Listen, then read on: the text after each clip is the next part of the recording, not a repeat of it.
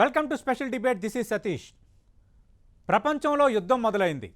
Yes, మీరు వింటుంది నిజమే. ఒక రకంగా ఇప్పటికే రష్యా యుక్రెయిన్ మధ్య యుద్ధం నడుస్తోంది.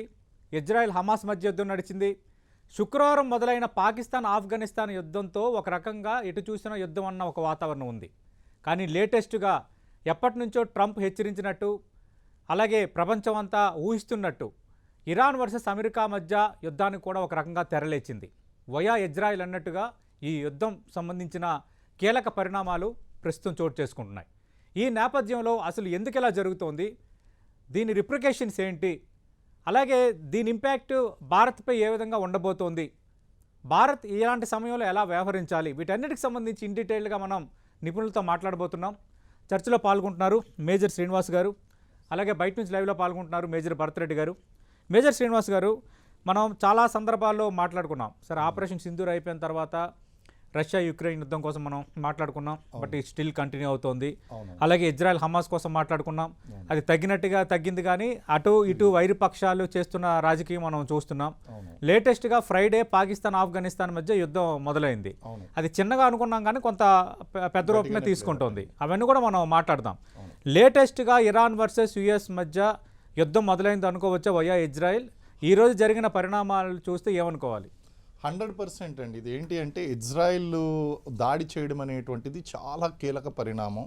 లాస్ట్ 40-45 డేస్ నుంచి కూడా అమెరికా ఏం చెప్తుంది అంటే మేము యుద్ధం చేస్తాము, అటాక్ చేస్తాం, ఎందుకంటే మీరు చర్చలు అనేటువంటి ఒకటి విఫలమైనవి, రెండు ఆ న్యూక్లియర్ ప్రోగ్రామ్ అనేటువంటిది చాలా ఎఫెక్టివ్గా చాలా సీరియస్గా అమెరికా అనేటువంటిది తీసుకుంది. అండ్ ఇది వరల్డ్కే థ్రెట్ అని చెప్పేసి చెప్పడం జరిగింది. అండ్ అతను ఏదైతే ఆధిపత్య ధోరణి ఉన్నదో ఆ ఆధిపత్య ధోరణి అనేటువంటిది కంటిన్యూ చేస్తున్నాడు. హిడెన్ ఫ్యాక్టర్స్ అనేటువంటి ఏమున్నప్పటికీ కూడా ఇరాన్ మీద ఆధిపత్యం సాధించడం అనేటువంటిది, అలాగే అక్కడ ఉన్నటువంటి ప్రజలకు విముక్తి కల్పించడం అనేటువంటిది వీళ్ళ ఎజెండాలుగా పెట్టుకుని ఇటు మనకి ఇజ్రాయెల్ ఏదైతే ఉందో ఇజ్రాయెల్ని ఉపయోగించడం అనేటువంటి జరిగిందండి. ఇజ్రాయెల్ని కూడా అంత ఆషామాషిగా తీసుకోకూడదు, ఇరాన్ని కూడా ఆషామాషిగా తీసుకోకూడదు. ఎందుకంటే అమెరికా కూడా భయపడుతుంది, ఇరాన్కి అమెరికా కూడా భయపడుతుంది. కారణం ఏంటంటే ఇరాన్ దగ్గర ఉన్నటువంటి న్యూక్లియర్ పవర్ అటువంటిది. అలాగే అమెరికాకి కూడా ఈవెన్ అమెరికాలో ఉన్నటువంటి మిలిటరీ ఎక్స్పర్ట్స్ ఇచ్చినటువంటి ఇంటెలిజెన్స్ రిపోర్ట్ ఏంటి అంటే మీరు తొందరపడి ముందుకు వెళ్ళొద్దు, ఇరాన్ విషయంలో మీరు ఎటువంటి స్టెప్ తీసుకోవద్దు, తీసుకుంటే గనక ఖచ్చితంగా ఇది వరల్డ్ వారికి దారితీసి అమెరికా భంగపడేటువంటి పరిస్థితులు కూడా రావచ్చు అని చెప్పేసి అక్కడ ఉన్నటువంటి మిలిటరీ ఎక్స్పర్ట్స్ చెప్పడం అనేటువంటి జరిగిందండి. దీన్ని బట్టి అమెరికా కూడా చాలా ఆచితూచి అడుగులు వేసింది. కానీ ఈ 45 డేస్ డిలేని ప్రిపరేషన్ టైమ్ గా కూడా తీసుకోవచ్చు మనం. ఆ ప్రిపరేషన్ టైమ్ గా తీసుకుని ఇటు Israel they are already Hezbollah and Hamas గురించి they are not happy with this people. అలాగే ఇది మానవతకి ఇది ఒక డిటరెన్స్ కింద వాళ్ళు చెప్తున్నప్పటికీ ఇరాన్ ఈ న్యూక్లియర్ ప్రోగ్రామ్ అనేటువంటిది ఇది ఒక పెద్ద ఎక్స్పోనెన్షియల్ ప్రాబ్లం అని చెప్పేసి వాళ్ళు కన్సిడర్ చేయడం వలన ఇది ఖచ్చితంగా వీళ్ళు దాడికి దారి తీసింది. ఖచ్చితంగా అమెరికా అనేటువంటిది ఇజ్రాయిల్ ఈ రెండు కలిపే ఇరాన్ మీద దాడి చేస్తున్నాయి అనేటువంటి కన్ఫర్మేషన్ అన్డిబేటబుల్.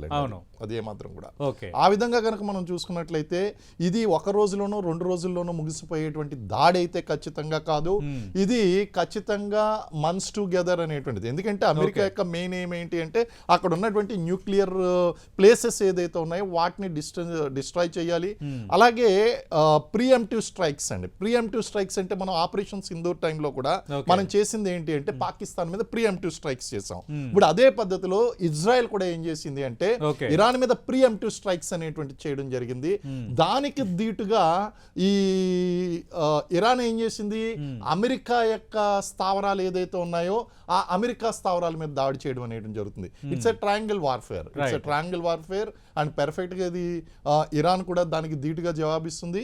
మంత్స్ టుగెదర్ ఇది వెళ్ళేటువంటి అవకాశం ఉందండి. ఓకే, భరతరెడ్డి గారు, మనం చూసాం అంటే టెహ్రాన్ పైన ఈరోజు ఇజ్రాయెల్ ప్రయోగించిన క్షిపణుల దాడుల తర్వాత అమెరికా ఇజ్రాయెల్ సంయుక్తంగా చేపట్టిన ఈ చర్యల తర్వాత ఖమేనీ నుంచి ఒక ప్రకటన వచ్చింది, మీరు మొదలుపెట్టారు, ముగింపు మేమిస్తామని. ఈ వ్యాఖ్యల్లో తీవ్రత ఎంతవరకు ఉండొచ్చు, ఎంత తీవ్రంగా మనం చూడాల్సిన అవసరం ఉంది? Iran is not a Muslim country. Iran is the oldest civilization of the world. And Iran అనే దేశాన్ని మీరు ఒక వంచరాని సివిలైజేషన్ గా చూడాలి. They are a very proud race. And US యొక్క దుర్బుద్ధి మీరు చూస్తే ఇవాళ మిడిల్ ఈస్ట్ లో ఏవైతే ఆయిల్ రిచ్ నేషన్స్ ఉన్నాయో ఆ ఆయిల్ ని కంట్రోల్ చేయడానికి వాళ్ళు ఇజ్రాయెల్ అనే భూతాన్ని అక్కడ పెట్టారు. అండ్ ఇన్ని రోజులు ఇజ్రాయెల్ ని వాడుకుంటూ మిడిల్ ఈస్ట్ లో వాళ్ళు తమ ఇన్ఫ్లుయెన్స్ ని ఎస్టాబ్లిష్ చేసుకున్నారు. అండ్ ఈవెన్ ఇరాన్ ని కూడా వాళ్ళు ఆల్మోస్ట్ 40 ఏళ్ళు కంట్రోల్ చేశారు త్రూ షా ఆఫ్ ఇరాన్. కానీ ఏ రోజైతే వాళ్ళ దగ్గర ఒక Muslim Islam led Islamic republic వచ్చిందో ఆ రోజు నుంచి ఇరాన్ ఎవరి మాట కూడా వినలేదు. Now if you put 2 and 2 together, what you will realize is that ఎక్కడైతే ఆయిల్ అయిపోయే రోజులు వస్తున్నాయో అక్కడ యుఎస్ కూడా ఇజ్రాయెల్ కి ఇంపార్టెన్స్ ఇవ్వడం ఆపేస్తుంది. ఎందుకంటే middle east will know longer be a valuable reason for US say after 10 years. Okay. So దాని గురించి ఇప్పుడు ఇజ్రాయెల్ కూడా తొందరపాటులో ఎందుకంటే వాళ్ళు తమ ఉనికిని కాపాడుకోవాలంటే వాళ్ళ ఉనికిని ఛాలెంజ్ చేసేది కేవలం ఇరాన్ మాత్రమే. అండ్ దేర్ ఫోర్ ఇరాన్ లో ఇప్పుడు ఉన్న ఏదైతే హెజ్మనీ పవర్స్ ఇప్పుడు ఏవైతే ఉన్నాయో ఆ పవర్స్ ని దించేసి వేరే పవర్స్ ఏవైతే వాళ్ళకి అనుకూలంగా ఉన్నాయో వాటిని ఇరాన్ లో మళ్ళీ స్థాపించకపోతే ఇజ్రాయెల్ కి చాలా కష్టం అవుతుంది ముందు ఉండడం. So Israel, that is Israel's interest, finish Iran as a regional power in the Middle East. No for US the thing is oil. Right. ఇప్పుడు చైనా ఇరాన్ నుంచి ఆయిల్ తీసుకుంటుంది. ఇండియా ఆయిల్ ఎంబార్గో ఉన్నా కానీ టార్ ఏదైతే ఉందో మన రోడ్ల మీద టార్ ఏదైతే వస్తుందో the biggest supply is Iran. So Iran is still making money. So therefore for US to maintain their dollar influence, removing Iran from the equation is important. చైనాని ఎలా కొట్టాలి అంటే ఫస్ట్ చైనాకి ఎవరైతే ఆయిల్ సప్లై చేస్తున్నారో వెనిజులాని కొట్టింది, ఓకే, రష్యాని కొట్టింది, ఇండియాని కొట్టింది. ఎందుకు? ఒకవేళ యుఎస్ చైనాతో యుద్ధానికి వెళ్ళాలి అంటే చైనాని ఐసోలేట్ చేయడం ఇంపార్టెంట్. ఆ ఐసోలేషన్ ప్రక్రియలో రష్యాని లోబర్చుకోవడం కానివ్వండి, ఇండియాని లోబర్చుకోవడం కానివ్వండి, వెనిజులాని లోబర్చుకోవడం కానివ్వండి, ఇప్పుడు ఇరాన్ ని లోబర్చుకోవడం కావండి, these are all steps towards that. So the real problem is not Iran. The actual the world war, if it happens, will happen when US will attack Taiwan or US will attack China. Okay. So this is a much bigger game that is unraveling. ఇప్పుడు ఇంకా పొరలుగా ఈ యుద్ధ నీతి వాళ్ళది బయటపడుతోంది ఇంకా అంతే. Okay. So Iran అనేది, Iran తో యుద్ధం అనేది is not an end in it self.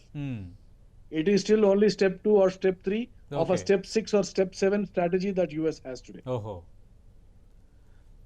అంటే మరి భరత్ రెడ్డి గారు, ఇప్పుడున్న పరిస్థితుల్లో Iran versus Israel plus USA ఇప్పుడున్న పిక్చరు బలాబలాలుగా చూసుకుంటే యుఎస్ ప్లస్ ఇజ్రాయెల్ అటు సైనిక పాఠవాలు కానీ టెక్నాలజీ పరంగా చాలా స్ట్రెంత్గా ఉన్నాయి.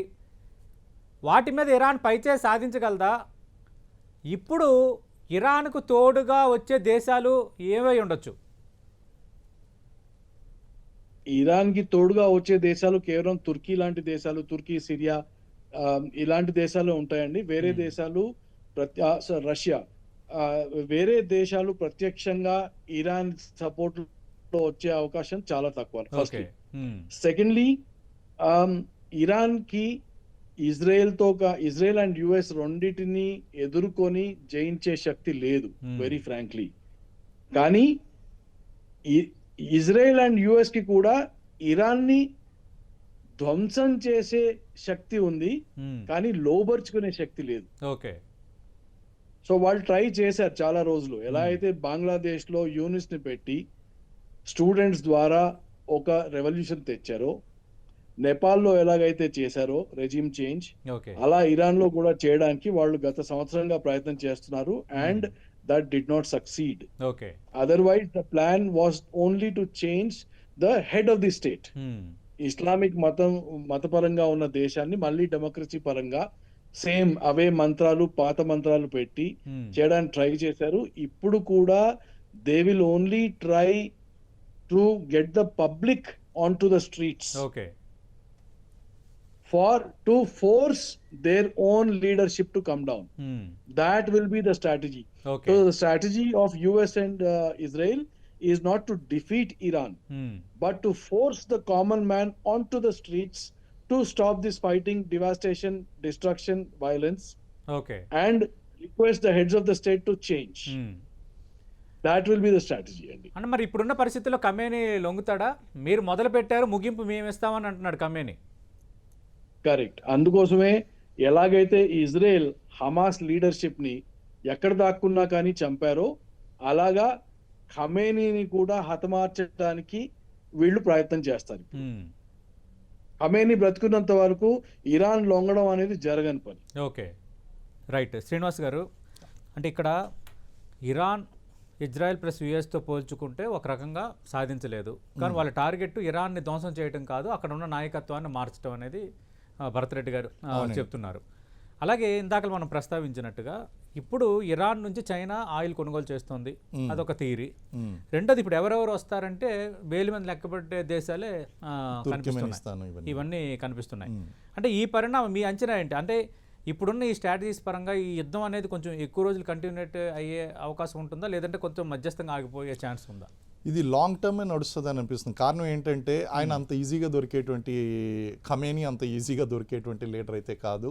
అండ్ రెండోది యాక్సెప్ట్ కూడా చేయడండి. ఎందుకంటే ఈ విధంగా కనుక యాక్సెప్ట్ చేసినట్లయితే చర్చలకు వెళ్ళినా లేకపోతే దాన్ని యాక్సెప్ట్ చేసినా సరే అది ఖచ్చితంగా చాలా ఒత్తిడికి లొంగవలసి ఉంటుంది, కాబట్టి అది ఖచ్చితంగా యాక్సెప్ట్ చెయ్యడు. రెండోది ఏంటి అంటే ఈ యుఎస్కి హిడెన్ ఎజెండా అనేటువంటిది ఉంది. ఈ ఆయిల్ పాలిటిక్స్ అనేటువంటిది ఏదైతే ఉందో అది 100% అది వాస్తవం కూడా. అండ్ అసలు ఎజెండా కూడా అది అంతే. ఇప్పుడు మేము అధికారాన్ని మారుస్తాము లేకపోతే ఏదైనా మారుస్తామో దాని వెనకాలంతా కూడా ఉన్నది ఏంటి అంటే మధ్యప్రాచ్యం మీద అమెరికా యొక్క ఆధిపత్యం యొక్క ముఖ్య ఉద్దేశం ఏంటంటే ఈ చమురు నిల్వలు ఏదైతే ఉన్నాయో ఈ చమురు నిల్వల మీద ఆధిపత్యం అనేటువంటి సాధించడం కోసం, అలాగే ఏదో రకంగా వాళ్ళ మీద ఈ ఒత్తిడి అనేటువంటి తీసుకుని వచ్చి తనకు అనుకూలంగా మార్చుకోవడం అనేటువంటిది చాలా ముఖ్యమైనటువంటి అంశం అండి. కాబట్టి ఇవి ఏదైతే ఉన్నాయో ముఖ్యమైనటువంటి థ్రెట్ ఏంటి అంటే న్యూక్లియర్ ప్రోగ్రామ్స్ ఏదైతే ఉన్నాయో అవి ముఖ్యమైనటువంటి థ్రెట్. అమెరికా ఈ స్థావరాలు ఏదైతే ఉన్నాయో ఆ స్థావరాలని డిస్ట్రాయ్ చేసేంత వరకు అమెరికా నిద్రపోదు. అలాగే వీళ్ళ ఒత్తిడిని కాపాడుకోవడం కోసం, ఈ ఒత్తిడి నుంచి తప్పించుకోవడం కోసం ప్రతిదాడులు అనేటువంటిది ఇరాన్ చేయడం మానదు. కాబట్టి ఈ రెండు కూడా ఒక కొలిక్కి రావాలి అంటే అంత ఈజీగా జరిగేటువంటి పని కాదు. దానికి తోడు ఇజ్రాయెల్ లాంటి స్ట్రాటజీ ఉన్నటువంటి కంట్రీ, టెక్నాలజీ ఉన్నటువంటి కంట్రీ కనుక ఎంటర్ అయింది అంటే మనం చూస్తున్నాం దశాబ్దాలుగా అది పోరాటం చేస్తుంది. ఇజ్రాయెల్ కూడా అంత ఈజీగా, ఎందుకంటే వాళ్ళ ఇంట్రెస్ట్ ఏంటంటే హమాస్, హిజ్బుల్లా అనేటువంటిది ఏదైతే ఉందో ప్రాక్సీ వార్ చేస్తున్నాయి. ఇవన్నీ కూడా వీటిని కంట్రోల్ చేయాలి అంటే కనుక అది ఆబ్వియస్లీ ఇరాన్ మీదకి అటాక్ చేయవలసినటువంటి అవసరం ఉంది. సో వీటిని అన్నింటినీ ఆలోచించుకుంటే కనుక ఇదేదో జస్ట్ ఇమీడియట్ గా ఆగిపోయేటువంటిది కాదు. అండ్ అమెరికా కూడా ఇమీడియట్ గా జస్ట్ క్లోజ్ చేద్దామనే ఉద్దేశంతోనే అది అందులో దిగలేదు. కారణం ఏంటంటే 40-45 డేస్ పెట్టి చేస్తాము అని చెప్తూ ఈవెన్ వాళ్ళ యొక్క ఇంటెలిజెన్స్ ఇచ్చినటువంటి రిపోర్ట్ ఏదైతే చేశాడు కదా, ఒప్పందం విషయంలో చర్చలకు రాకపోతే 10 రోజుల్లో మా తడాకా చూపిస్తామని ఒక రకంగా అలాంటి స్టెప్ ఇప్పుడు వేసారండి ఖచ్చితంగా. సో ఆ విధంగా కనుక చూసుకుంటే కనుక ట్రంప్ నెక్స్ట్ కంటిన్యూ అవ్వడానికి, ఈ ఇష్యూస్ రేస్ చేయడానికి తన టైంలో పక్కనేమో యుద్ధం వద్దు అంటున్నాడు, మరో పక్కనేమో యుద్ధం చేస్తాము అంటున్నాడు. ఇంకో పక్కన మనకి ఆఫ్ఘనిస్తాన్, పాకిస్తాన్ అటాక్స్ విషయంలో కూడా మీరు చూడొచ్చు. ఆయన ఏమన్నాడంటే నేను ప్రపంచ శాంతి కోసం కృషి చేస్తున్నానని చెప్పినటువంటి వ్యక్తి పాకిస్తాన్ ని పొగుడుతూ ఆఫ్ఘనిస్తాన్ ని అక్కడ బ్లేమ్ చేయడం, ఆర్మీ జనరల్ సూపర్ అని అన్నాడు కదా, అవన్నీ కూడా చేయడం చూస్తూ ఉంటే ఇతని యొక్క ద్వంద్వ వైఖరి, అలాగే ఇది లాంగ్ టర్మ్ అనేటువంటిది నడిచేటువంటి అవకాశం ఉందండి ఖచ్చితంగా. అంటే శ్రీనివాస్ గారు, మనం చూస్తే అంటే ముస్లిం పరంగా ప్రపంచంలో ముస్లిం డామినేటెడ్గా ఉన్న దేశాల పరంగా మనం చూస్తే పాకిస్తాన్ తర్వాత, పాకిస్తాన్ అణ్వస్త్ర దేశం, పాకిస్తాన్ తర్వాత రెండో అణ్వస్త్ర దేశంగా, అణుశక్తి గల దేశంగా మారడానికి ఇరాన్ ఇప్పుడు ప్రయత్నాలు చేస్తుంది. అది కరెక్ట్ కాదు, మీరు చేయడానికి లేదు, చర్చలకు రావాలి అన్న అంశాన్ని అమెరికా ఇప్పుడు ప్రస్తావిస్తోంది. అవును. మరి ఈ పరిణామాల నేపథ్యంలో ఇరాన్ ముందుకు వెళ్తుందా? ఎందుకంటే ఇప్పుడు ఖమేని తనకు తాను రక్షించుకోవడం అనేది ఇప్పుడు ప్రధాన లక్ష్యం అతనికి. అవును, ఇలాంటప్పుడు ఈ అణు కార్యక్రమాన్ని కంటిన్యూ చేసే అవకాశం ఉందా? చేస్తాడండి ఖచ్చితంగా. అతను ఏంటంటే వెనకడుగు వేయడం అనేటువంటిది వాళ్ళకు ఉన్నటువంటి టెక్నాలజీ వాళ్ళకు ఉంది.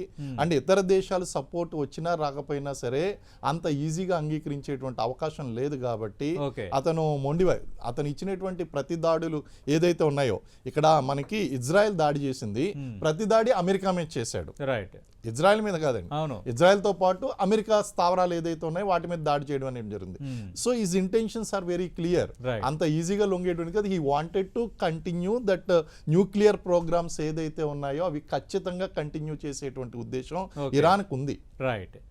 భరతరెడ్డి గారు, హలో. యా ఐమ్ హియర్, చెప్పండి. రైట్. భరతరెడ్డి గారు, అంటే ఇప్పుడున్న పరిణామాల నేపథ్యంలో భారత్ ఎలా రెస్పాండ్ అవ్వచ్చు, భారత్ వైఖరి ఎలా ఉండొచ్చు? ఎందుకంటే కరెక్ట్గా ఇజ్రాయిల్ ఇరాన్ పైన క్షిపణుల దాడి చేయడం కరెక్ట్గా 24 గంటల ముందు మన ప్రధాని అక్కడి నుంచి ఇక్కడికి వచ్చారు, 2 రోజుల పర్యటన ముగించుకొని.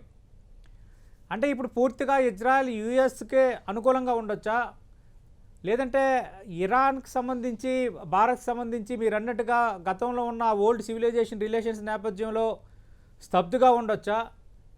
ఎలా ఉండొచ్చు భారత్ తీరు? వి విల్ బి న్యూట్రల్ అండి. ఎందుకంటే ఏదైతే తగాదా ఇజ్రాయెల్ ఇరాన్ మధ్యలో కానివ్వండి, లేక యుఎస్ ఇరాన్ మధ్యలో కానివ్వండి, ఏదైతే జరుగుతున్నాయో మనం వాటికి పార్టీ కాదు. కాబట్టి వి విల్ ఇంటర్నేషనల్ స్టాండ్ లో డిప్లొమసీ ప్రకారంగా మనల్ని ఎవరన్నా అడిగితే కూడా అది వాళ్ళింటి అంతర్యుద్ధం కాబట్టి వాళ్ళు ఏం చేసుకుంటారో దాని మీద నాకు ఎలాంటి స్టాండ్ లేదు అని చెప్పి ఊరుకుంటాం మనం, అంతే. ఓకే. మనం ఎవరిని సపోర్ట్ కూడా చేయము, ఎవరిని ఖండించం కూడా. So we will just wait and watch and we will just be interested in securing hour interests only. Okay. It is as simple as that అండి. ఓకే. అంటే భరతరెడ్డి గారు, మరి యుద్ధం తీవ్రత పెరగొచ్చా, లేదంటే కొంత మధ్యస్థంగా కొద్ది రోజులకు ఆగిపోయే ఛాన్స్ ఉందా? ఇది మేజర్ శ్రీనివాస్ గారు ఇంతకుముందు చెప్పినట్టు కొంచెం ప్రొలాంగ్ అయ్యే అవకాశం ఉంది. సో ఒకేసారి high intensity warfare with a lot of heat అయ్యే అవకాశం తక్కువ. అండ్ ఫస్ట్ బలాబలాలను వీళ్ళు పరీక్షించుకుంటారు. రెండో స్టెప్లో ఏవైతే ఈ యుద్ధ స్థావరాలు ఉంటాయో, ఇరాన్ కేపబిలిటీ ఏదైతే ఉందో ఆ కేపబిలిటీని వీళ్ళు తక్కువ చేయడానికి ప్రయత్నిస్తారు. But boots on ground is important. ఏ దేశాన్ని లొంగపరచుకోవడానికైనా కానీ ఇవాళ బూట్స్ ఆన్ గ్రౌండ్ అనేది ఇంపార్టెంట్. లేకపోతే మీరు వెనెజులాలో చూసినట్టు it was an amazing display of technology that US did in Venezuela where they kidnapped the president from his palace. కానీ ఆ సర్ప్రైజ్ ఫ్యాక్టర్ ఇక్కడ లేదు. కాబట్టి ఇక్కడ అండ్ ఆల్రెడీ మీరు హమాస్ లీడర్షిప్ పరంగా చూస్తే ఇజ్రాయెల్ ఏ విధంగా అంచెలంచెలుగా ఉన్న వీళ్ళ లీడర్షిప్ ని అసాసినేషన్ ఎలా చేస్తుందో అది ఆల్రెడీ బట్టబయలు అయిపోయింది. కాబట్టి అలా కూడా ఇరానియన్ లీడర్షిప్ ఇప్పుడు దొరికే అవకాశం చాలా తక్కువ. సో దేర్ ఫోర్ స్పోరాడిక్ గా కంటిన్యూ అయ్యే అవకాశమే ఉంటుంది. And stopping their sea routes, economical గా వాళ్ళని బలహీనపరచడము ఇవన్నీ జరుగుతాయి. ఎందుకంటే లోపరుచుకోవడానికి ఒక్క మార్గం కాదు, పలు మార్గాలు ఉంటాయి. It can be economic blockade, it can be financial systems collapse, it can be resource collapse, it can be defence capability, destruction of defence capability, ఇవన్నీ కూడా ట్రై చేస్తారు. కానీ రెసిలియన్స్ అనేది పర్షియన్స్ లో చాలా ఎక్కువ. ఇరానియన్ పబ్లిక్ లో resilience is very high. So it will continue for a while is what I think. Okay. Major Srinivas గారు, చాలా రోజుల నుంచి మనం మాట్లాడుకుంటాం, గత ఏడాదిగా అమెరికా వ్యవహరిస్తున్న తీరు, తర్వాత మనం ఇందాక అనుకున్నట్టుగా ఇజ్రాయెల్, హమాస్, అలాగే రష్యా, యుక్రెయిన్, ఇవన్నీ కూడా అసలు ఏం జరుగుతున్నాయి, తర్వాత ఈ ట్రంప్ టారిఫ్లు, ఇదేదో ఒక పెద్ద ఉత్పాతమే వచ్చేటట్టుగా ఉంది, మళ్ళీ వరల్డ్లో కీలక పరిణామాలు చోటు చేసుకునేటట్టు ఉన్నాయి, మనం చాలా సందర్భాల్లో మాట్లాడాం. అవునండి. మరి ఇప్పుడు అందరూ ఎక్కువగా దృష్టి పెట్టుకుంది ఇరాన్ వర్సెస్ యుఎస్. ఇది ఎందుకంటే రకరకాల పరిణామాలకు కారణమయ్యే యుద్ధం ఇది ఒక రకంగా. వరల్డ్ వార్ అది ఆ రెండు దేశాల మధ్య ఆ రెండు కొట్టుకుంటే మనం చూసి చప్పట్లు కొట్టడం ఏదో ఒక క్రికెట్ మ్యాచ్ లాంటిది కాదు. అవును. మీ ఇదేంటి అది ఇది ఇటు ఇది అంటే మరో వరల్డ్ వార్కి ఏమైనా లీడ్ చేసే అవకాశం ఉందా, లేదంటే అక్కడి వరకు ఆగే ఛాన్స్ ఉందా? మరో ప్రపంచ యుద్ధానికి ఏమైనా ఇది నాంది పలకబోతుందా? ఇది ఖచ్చితంగా అటువంటి దిశగానే వెళ్తుంది. కానీ ప్రెసెంట్ కండిషన్స్ ఏంటి అంటే మనకి వరల్డ్ ఆర్గనైజేషన్స్ యుఎన్ఓ వెరీ స్ట్రాంగ్గా ఉంది. అలాగే రీజనల్ కోఆపరేషన్స్ ఆర్గనైజేషన్స్ ఏదైతే ఉన్నాయో అవన్నీ చాలా స్ట్రాంగ్గా ఉన్నాయి. కాబట్టి అలాంటి పరిస్థితులు రాకుండా ఇంటర్నేషనల్ ఆర్గనైజేషన్స్ అనేటువంటి డెఫినెట్గా వర్కౌట్ అవుతుంది. కానీ అలాంటి ఐక్యరాజ్యసమితి మాట వింటారు, వాటెవరిని లెక్క చేయని ట్రంప్ అంటున్నాడు కదా. అన్నప్పటికీ కూడా ఒకప్పుడు వరల్డ్ వార్ 1 వరల్డ్ వార్ 2 లో ఉన్నటువంటి కండిషన్స్ వేరు, ప్రెసెంట్ కండిషన్స్ వేరు. అలాగే న్యూట్రల్ గా ఉండేటువంటి కంట్రీస్ కూడా చాలా, ఇండియా లాంటి కంట్రీస్ న్యూట్రల్ వేని మనం తీసుకోబోతున్నాము. అలాగే చాలా కంట్రీస్ కూడా చూస్తాయి ఇందులో మనం ఎంటర్ అవడం వల్ల ఎంతవరకు నష్టం ఉంది, ఎంతవరకు లాభం ఉంది అనేటువంటిది. ఎంటర్ అవడం వల్ల జరిగేటువంటి ప్రయోజనాలు ఉన్నటువంటి వాళ్ళందరూ కూడా ఎంటర్ అవుతారు. ఇవన్నీ చూసుకున్నప్పటికీ కూడా వరల్డ్ వార్ అంత ఈజీగా అయితే అవ్వదు, బట్ మనం రూల్ అవుట్ చేయడానికి లేదు. ఖచ్చితంగా it's going to be a major this thing అండి. కారణం ఏంటంటే ఓ పక్క నుంచి మనకి రష్యా ఉక్రెయిన్ అనేటువంటిది కంప్లీట్ గా మనకి క్లోజ్ అనేటువంటిది అవ్వలేదు. అలాగే మరో పక్కన ఇప్పుడు ఇరాన్, ఇజ్రాయిల్, అమెరికా స్టార్ట్ అయింది. ఇటు ఆఫ్ఘనిస్తాను, పాకిస్తాన్ అనేటువంటిది నడుస్తుంది. అండ్ ఇలాగా ప్రపంచంలో ఉన్నటువంటి అన్ని చోట్ల కూడా ఇవన్నీ కూడా ఒక్కొక్కటి పాపప్ అవుతూ ఇదంతా కూడా ఒక మేజర్ వార్ఫేర్ కి దారి తీసేటువంటి అవకాశం ఉందండి ఖచ్చితంగా. But it's not that easy. World war 1 world war 2 లో దారి తీసినంత ఈజీగా వరల్డ్ వార్కి వెళ్ళిపోదు. బట్ సిచ్యువేషన్స్ అయితే వెళ్తున్నాయి ఆ డైరెక్షన్స్ లో. రైట్. అంటే మేజర్ శ్రీనివాస్ గారు, ఇప్పుడు ఖమేనీ ఎక్కడ అనేది ఇప్పుడు టార్గెట్. ఇప్పుడు భరత్ రెడ్డి గారు చెప్పినా మీరు చెప్పినా ఇరాన్ పూర్తిగా ధ్వంసం చేయడం అనేది అమెరికా టార్గెట్ కాదు, బట్ అక్కడ నాయకత్వం మార్పు. ఖమేనీ అనేవాడు లేకపోతే ఆ ఇరాన్లో ఎవరున్నా మన మాట వింటాడు, మన లొంగుతాడు, మన మాటలు నడుస్తాయి అనేది లార్జర్ సెన్స్ లో వాళ్ళ టార్గెట్ అమెరికాది. ఇప్పుడు ఖమేనీని ఖచ్చితంగా టార్గెట్ చేస్తారన్నది మనకు అర్థమైపోయింది. అంటే ఇప్పుడు ఖమేనీ దొరుకుతాడా, ఖచ్చితంగా అమెరికా పట్టుకుంటుందా అన్నది ఇప్పుడు అందరూ ఎదురు చూస్తున్న ఒక కీలకమైన అంశం. అయితే ఖమేనీగా అంత ఈజీగా దొరకడు అన్నది భరత్ రెడ్డి గారు కూడా అన్నారు. కానీ ఒక వెనిజులా లాంటి ఒక దేశ అధ్యక్షుడిని చాలా టెక్నాలజీని వాడుకొని రాత్రికి రాత్రి లిఫ్ట్ చేసిన అమెరికా, అలాగే గతంలో కొన్ని దేశాలకు సంబంధించిన మాజీ ప్రధానుల్ని, మాజీ అధ్యక్షుల్ని, వీళ్ళందరినీ చాలా టార్గెటెడ్గా పికప్ చేసిన అమెరికా ఖమేనీని పట్టుకోవడం అంత కష్టమా? ఖచ్చితంగా అండి. కారణం ఏంటి అంటే you cannot compare the Venezuela's this president and Khamenei. Reason ఏంటి అంటే totally different conditions and different technology. అక్కడ ఉన్నటువంటి పొలిటికల్ కండిషన్స్ కానీ ఎకనామిక్ కండిషన్స్ కానీ టోటల్గా డిఫరెంట్గా ఉన్నాయి. అయితే ఖమేనీ ఆల్రెడీ ఆయన యుద్ధానికి రెడీగా ఉన్నాడు, ఆయన తీసుకోవాల్సినటువంటి జాగ్రత్తలన్నీ కూడా తీసుకున్నారు. అయినప్పటికీ అమెరికా ఎందుకు ఇంత టైం తీసుకుంది? They are very strong in intelligence network. అలాగే at the same time Israel is very Mossad అనేటువంటిది చాలా strong in their intelligence network. అయితే రూల్ అవుట్ చేయడానికి అయితే లేదు, కానీ ఖచ్చితంగా it is not that so easy target. ఒక దేశ అధ్యక్షుడిని ఖతం చేయడం కానీ లేకపోతే అతన్ని కిడ్నాప్ చేసి పట్టుకుపోవడం కానీ అనేటువంటిది అంత ఈజీ అయితే టాస్క్ కాదు. గతంలో మనకి ఇరాక్ యుద్ధంలో కనుక చూసినట్టయితే సద్దాం హుసేన్ ని అరెస్ట్ చేసి ఆయనకు ఉరిశిక్ష వేయడం ద్వారా అది క్లోజ్ అయింది, ఆయన అరెస్ట్ చేయడం ద్వారా. సో ఇక్కడ కూడా ఈయన్ని ఎప్పుడైతే అరెస్ట్ చేసి తీసుకుని వెళ్తారో అప్పుడు దాకా ఇది యుద్ధం అనేటువంటిది కొనసాగుతుంది.